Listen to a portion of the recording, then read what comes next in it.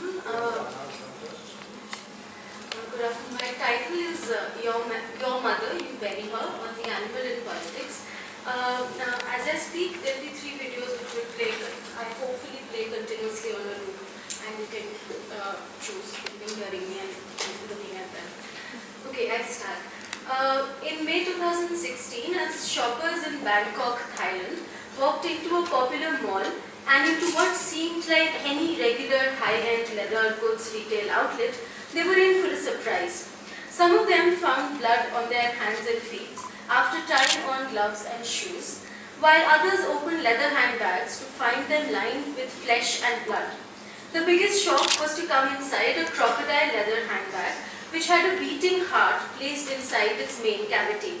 The retail outlet was actually a part of an elaborate campaign by the People for Ethical Treatment of Animals, henceforth PETA, in order to draw attention to the cruelty perpetuated towards animals in the process of making leather. PETA's animal and its political positioning as the victim of human hegemony is the first moment that this paper will bring into discussion. In other contexts, located at a great conceptual and geographic distance from the PETA protest, another kind of animal is fast becoming the site for the production of a particular kind of biopolitics around the questions of caste, religion and nationalism. In September 2015, in Dadri, Uttar Pradesh, Muhammad Akhlaq was lynched by a Hindu mob comprising mainly of self-styled Gaurakshaks who suspected his family of storing what they believed to be beef in their refrigerator. The alleged beef was subsequently put to forensic examination to test for its provenance. Lynchings of this kind have particularly increased after the nationwide ban on beef consumption, possession and sale came into force. This ban and the subsequent manifestation of Gaurakshak Sabhas has made suspicion into a viable category of political discourse which can be employed either whimsically or even rationally for legal, political and civil action. The inherent ambiguity contained within the idea of suspicion makes its application spontaneous, making space for a kind of politics which is without much thought, provocation or discussion. The Hindu rights affected animal, the cow, produced through this ambiguity and suspicion, is the second element of this paper. It is also this suspicion which gave rise to the third element in this discussion. In July 2016, in the Una district of Gujarat, 4 out of 7 members of a family belonging to the leather-working Sarvaiya caste were publicly flogged by Hindu vigilantes on the suspicion of killing a cow for the purpose of its skin and carcass. The men who were flogged had actually been employed by the village sarpanch to dispose of the carcass of an already dead cow. The public flogging and its subsequent circulation via social media and mobile messages led to massive Dalit protests in the state, as a part of which Dalit groups dumped cow carcasses outside municipalities and government offices throughout the state, exhorting the upper caste Hindus to, and I quote, bury their mother on their own, unquote. Subgroups also sent postcards to Amitabh Bachchan, Gujarat's tourism ambassador, which read, and I quote, Badbu Gujarat Ki, as a parody to the official slogan, Khushbu Gujarat Ki. Bringing into discussion these 3 intersecting moments of the insertion of the animal into the political public, this paper argues for imagining the animal as a particular political subject which contains within it the potential of disrupting and reworking our understanding of political publics. The paper arises out of research conducted as a part of a doctoral thesis on the leather industry in Uttar Pradesh from 2012 to 15. While focusing on the object of leather and its relationship with caste, the field also threw up strong relationships between leather on the one hand and cattle rearing, the meat and slaughter industry, meat consumption and the environmental and animal rights welfare protests on the other. The project thus expanded to examine the social, political and economic life of leather from the live cattle to the carcass and finally to the consumable commodities of leather.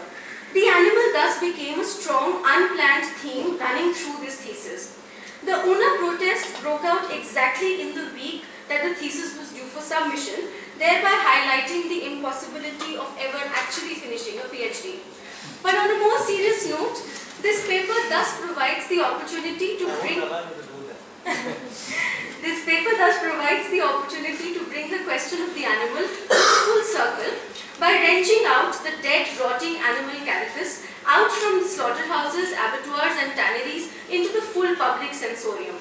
Until now, the death of this animal was talked about with disgust in the hushed languages of caste. By throwing these animal bodies into the public, the leather-working castes inaugurate the carcass as a political subject. Foregrounding the Una protest and framed by the object of leather, the paper thus examines the affectual and material significance of the insertion of the carcass of the mother into this discourse. It is argued that the Una protests mark a break in our understanding of the public and the political for largely two reasons. First, the carcass introduces caste with all its sights, tastes and odors into this political public, and second, because in constituting itself around death, the carcass complicates the animals put forth by Peta and the Hindu rite, thereby introducing a third kind of affect into the political public, the affect of rot and decay. The following sections will build up on this idea. I move to a section titled The Human Amongst Animals. There have been great debates in philosophy and history over the separation of the animal and the human. This human anxiety of not just conquering nature, but also maintaining a rigid separation between itself and nature, including the animal, forms a dominant trope of understanding the human subject. One rather effective way in which this has been done is through acts of consumption, which establish the human superiority over the natural and the animal worlds. Slaughtering, the consumption of animal in terms of labor, food, clothing and accessories are perhaps the most common ways in which this dominance is asserted every day in countless instances. Within this understanding of human hegemony then, the possibility of politics is often thought of as constituting the intersection of the human and the animal. The capacity to conceive of politics and an engagement with the political question has widely been regarded as the product of human reason, rationality and the powers of abstraction. As such, political publics have also been imagined in ways such that the animal or the animal-like is configured as the aberration, the disruption, the nuisance or the ambiguous. The animal disrupts our sense of politics. It appears in moments of breakdown, chaos and protest. Two large trends impact the way in which we understand the human-animal relationship in the Indian context. The first of these is the way in which modernity and the consequent ordering of urban space and bodies happened. Since the middle of the 19th century, cities were increasingly being organized according to sanitarian ideas, leading to a separation between the animal and the human worlds. Further, the animal-like was also being tolerated to a lesser degree. It was not only that animal and animal-like existence were dirty and odorous, but the very idea of being human and human perception was also shifting. Rationality, individualism and distance were the hallmarks of this shift in the human, and consequently the animal and the animal-like, which stood for desire, irrationality and closeness, were also to be regulated strictly. The second idea, which was simultaneously in operation in northern India, was building up the sacrality of one particular animal, the cow. In terms of the political discourse, the cow is a potent and powerful symbol associated with the Hindu nation since the late 19th and early 20th century, especially in North India.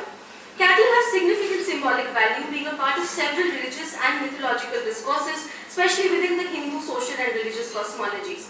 The figure of the Gau Mata, the cow as the mother, was employed quite rigorously to foster a sense of Hindu community and nation through the cow protection movement, the Gau Rakshani Sabhas, and through the identification of the nation itself as the Gau Mata. In the context of the nationalist movement, the cow, along with the figures of the Bharat Mata, were thus imagined as the nation itself. The cow was now sacred to the cause of the nation, and its slaughter and consumption was posited as a crime against the nation. Charugupta has noted that the body of the cow itself was invested with the divine, and she became a proto-nation. The Hindu men of this nation, who had grown weak from lack of milk and ghee, thus needed their mother. This new space of the cow nation embodied a Hindu cosmology with the sacred inscribed on her body. The affective and emotive charge around the question of the cow had a complicated relationship to the human-animal question. Within sections of the Hindu population, the question of separation of the cow from their habitus was a difficult one. The cow was not just an animal presence, but in fact a manifestation of the divine.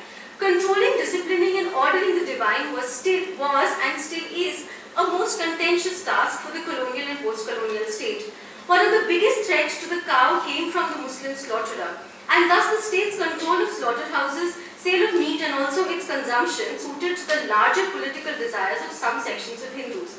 This gave rise to a complex situation for the community which is caught between the desire for regulation and that of maintaining divinity. Works like that of Abdendra Sharan and Zareen Ahmad, which examine the control and regulation of the space of the slaughterhouse and circuits of circulation of meat, effectively brings out this dilemma between ordering public spaces and senses on the one hand and meeting requirements of religion and food on the other. A further complication is added with the presence of a large Dalit population who also slaughter animals, eat their flesh and work with their skin, bones and hooves. For instance, Sandhya Freetag points out how in different places, alternatively, the Muslim and the Chamar were the antagonists of the cow protection movement.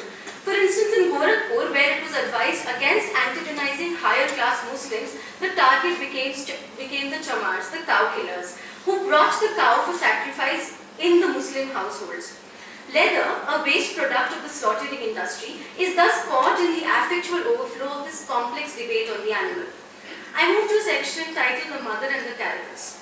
In an interview given after the Una incident, Pawan Pandit, the head of the Bharatiya Gau Rakshak Samiti, which is the outfit behind both the Una episode and the killing of Akhlaq, said, and I quote, "If a cow is being slaughtered, you should know that the foundation of the country is being slaughtered. She is the mother of 80% Bharat," unquote. However, in the guise of this rhetorical positioning, the Hindu rights discourse on the cow is by no means static or confined to ideas of spirituality and religion alone. The sacred economy around the cow is also reworking itself to suit conditions of modernity and the market. While the gustatory consumption of the cow is proscribed, the cow is now available for consumption for some sections of the Hindus in the form of its urine, dung, milk and ghee. The consumption is increasingly being mediated by forces of the market. Additionally, the largely emotive and affective positioning of the cow is now also being reworked to fit into the modern, the scientific and the rational. The Gau Vigyan Anusandhan Kendra, a unit of the Vishwa Hindu Parisad, now boasts of patents on cow urine distillates filed in the US through state institutions like the NEERI and the ICMR. On the other hand, last week, the Rashtriya Muslim Manch, a unit of the Rashtriya Swayamsevak Sangh, announced the formation of the Muslim Gau Rakshak Samiti. Amongst its many claims of brotherhood with Hindus and belief in the sacred status of the cow, it is significant that the Samiti boasted of having, and I quote, SUVs on standby like the Gau Rakshak Sanghs in order to effectively capture the cow killers, unquote. There has been a resurgence and recentering of the animal in the current political discourse, with the Hindu rights claiming a particular kind of salience for the cow in particular. This salience stands at some distance from the arguments put forward by the animal rights and animal welfare groups. One of the major distinctions lies in the way in which one animal, namely the cow, is distinguished and separated from the other animals in the Hindutva discourse. This discourse then does not argue for a universal and broad idea of anti-speciesism or for the ethical treatment of all animals, but rather manages to raise one particular animal over the others, including and significantly including the human. These depictions of the cow, of the figure of the cow, stand in contrast to the revulsion and disgust caused by the body of the dead cow. Even those who hold the cow to be sacred do not wish to engage with this dead body. Death is perhaps the most universally polluting substances. The adequate and quick disposal of dead bodies, animal and human alike, has been the preoccupation of many social and religious codes. While killing of the animal has invoked strong passions, the disposal of a dead animal is considered to be much more degrading. The disposal of this dead body has traditionally fallen in the hands of the Doms and the Chandals in case of the human body, and the Chamars and the Bhangis in case of the animals. Thus, the production of leather, especially outside of the formal industrial domains, centrally concerns this corpse. With the event of death, the animal is thought of as ceasing too. Thus, it is very rarely that leather is thought of as skin, as part of an animal body. The distancing of leather from its animal provenance is crucial to its life as a consumer product. The consumer goods industry portrays leather in very specific ways as it being natural or organic as against the synthetic leather substitutes. The animal origins of leather are almost never emphasized explicitly. Industry manuals on leather making usually started with the image and description of the flayed skin rather than the animal itself. Textbooks on shoemaking typically begin with the procedure to obtain best cuts from the already tanned skins or hides. The animal is singularly missing from these references. However, despite this distancing, the paper argues that the animal has a powerful presence in the industry. The animal exists as the fine lines, as the grain of leather. It exists as an authentic texture, which means that no two pieces of leather can be the same, and it exists in that characteristic odor of leather which marks it out as authentic.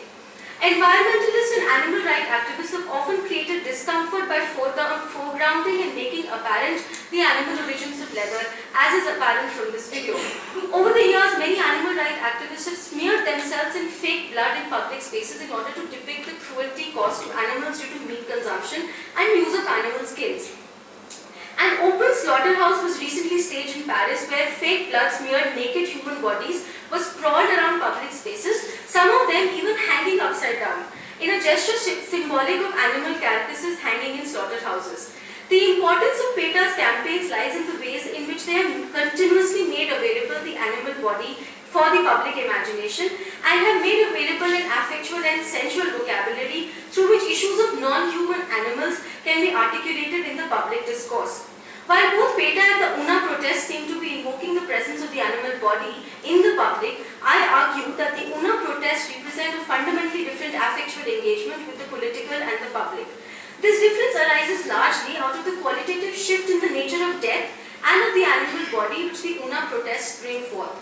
The invocation of sympathy, care or empathy by showcasing the living quality of the animal and the animal products in the PETA video with the use of fake blood and a prosthetic heart stands in strong contrast to the death which marks the origin of leather within the discourse of caste. This death is qualitatively different because it is marked with a strong and permanent sense of caste-based pollution, a sense of pollution which fake blood and humans dressed as animals cannot possibly capture. Within these discourses of caste, objects of leather could possibly never invoke empathy or care for the workers of leather. The object of the UNA protest, the cow carcass, is significant for the simple reason that it was real, it rotted, and it filled the public with its stench. The carcass also turned the leather workers from potential recipients of empathy into powerful and disruptive political subjects. I thus argue that by marking the political discourse with the stench of the carcass, the Dalit protesters in UNA effectively marked this public with caste itself. Caste has an intimate relationship with the carcass and the idea of death. Dalit autobiographical narratives such as Murdhaiya and Manikarnika, written by Dr. Tulsi Ram, have made powerful arguments about the way in which death, both animal and human, is an integral component of the Dalit habitus. By bringing this death into the public discourse, the Dalit protesters also challenge the ways in which caste is decentralized in the political publics. In these publics, caste is neither smelled nor touched, but is consumed in a flattened way, just as we consume finished leather, while dissociating it with its production and provenance. The rotting carcasses lying in public spaces force an engagement with, first, the very existence of caste in objects of everyday consumption like food, shoes, bags, and bags, and then forces us to reckon with the sensuousness of caste, with not just the animal but also with animal-like bodies. It is this disruption of the political and the public by the animal carcass that is at the center of this paper. Within the Hindu right and the PETA discourses then, the animal has been made available to the public in many senses. As a sacred object, as an object of consumption, as a victim, and perhaps most interestingly, as a forensic object. The discourse of the carcass put forward by the UNA protesters fundamentally disrupts all these senses of the animal. The carcass challenges the idea of sacrality through the pollution and stench of death. It challenges consumption by the denial of the labor, which converts the carcass into a consumable entity, such as leather, and most importantly, it takes away from the Hindu rights strategy of suspicion, from the status of the animal as a forensic object, by firmly establishing its veracity and provenance by enunciating, and I quote, "Your mother, you bury her." For the Hindu right, unlike the PETA, mother can only refer to the cow. To conclude, what do these movements independently and put together mean for our understanding of the political publics? These movements refer to and also aspire to different ideas of the public and the political, ranging from the public of the human hegemon to the Brahminical publics and a majoritarian public under threat. The respective politics that emerge from these imaginations of these publics are, however, not disparate. In fact, they intersect, collide, and rarely come together. This conclusion brings some of these intersections into discussion. Firstly, the inclusion of the animal complicates the idea of the human hegemon in multiple ways. While the animals with the animal standing in for and challenging the human subject in the Hindu right and the Dalit discourses respectively, the human is consequently decentered from its position as the political hegemon. The killing of Akhlaq and the brutal atrocities in Una derive from the supposedly higher status that the cow now enjoys over the human. This argument is a step ahead from even Peta's most radical argument of absolute equality between humans and non-human animals. While supposedly arguing for the supremacy of a Hindu way of life, this discourse also ends up arguing in favor of displacing the human for the animal, albeit the divine animal. Mukul Gupta has powerfully demonstrated the relationship between the environmental and the animal rights movement on the one hand and the right-wing political discourses on the other. The discourse of the Hindu right for issues such as the... Sorry, Mukul Sharma. Bit of gender. No problem. Akhil Gupta, Mukul Sharma. Because of its the discourse of the Hindu right for issues such as the Ganga and the cow not only derives from such a relationship, but its precarious rendering of the questions of the human and nature contains the potential for an important slippage on the question of the human itself. It is suggested that speaking at an event to remember the martyrdom of Gau Rakshaks in 1966, the Home Minister Rajnath Singh recently suggested that humans and cows share 80% of their DNA. Secondly, the insertion of the animal and of caste into the public discourse opens up the space for questions of the animal like as well. In the stance of giving up their intimate relationship to animals, the Dalit groups in Una mark their distance from this animality, something which has traditionally been forced and imposed upon them. The political, which till now has been based on this division of not just the human and the animal, but also crucially on the distinctions between the human and the animal life, will need to reconfigure itself to this disavowal.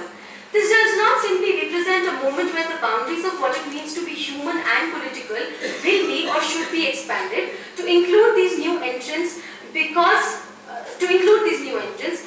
central to the denial of animality in this case is also the denial of caste and of the Brahminical political. We will have to ask whether a distance from animality necessarily means an inclusion into this idea of the political. Una thus represents a moment of the corruption of the Brahminical political. The political publics will have to reconfigure themselves to take into account the power of this pollution. Thirdly, the argument of the Hindu right in favor of cow protection finds ground in the ways in which this animal subject is made available for a peculiar kind of sacred consumption as well. This sacred consumption is marked by both the material sale of cow products and the production of a larger mythical and affective political economy around the figure of the cow. It is this idea of consumption which clashes with the odorous economy of leather, the product of the dead cow. The Una protests were located on the question of this dead animal, with Dalit groups arguing in favor of giving up their traditional caste roles as skinners and tanners. This moment is significantly different from the earlier public disavowals of these occupations in a bid for social mobility made by groups such as Jatavs in the UP of 1930s. The difference lies precisely in the possibility of politics that this disavowal, delinked from questions of social mobility and derived from questioning of caste itself, offers. By reiterating the idea of the animal as the chaotic and the disruption, the Una protests thus introduce a distinct, malodorous, disgusting subject of politics. This affection and disgust for the animal produces a certain ambiguity around the question of the animal in the political public, and it is this ambiguity with its odors and affects that makes the animal an exciting political subject. The animal as the political subject introduces a certain affect and sensuousness into the political, which alters the very possibility of politics. It is through this animal subject and its odors that the political can then be opened up to conversations around the animal like as well. The paper thus examines the Hindu rights affected politics, the challenge of death and decay posited by the Dalit groups, and the way in which Peta continuously inserts the animal into the political to argue for imagining the political public as also the space of the animal. All these three introduce different kinds of affects into the political and constitute the animal as a political subject of some order. The paper argues that seemingly the most inert of these subjects, the caracus, threatens to become the most powerful because of its capacity to pollute and to stink up the political. This animal also then refuses to become the anthropomorphic political subject, retaining, as it were, its capacity to be be a nuisance. Thank you.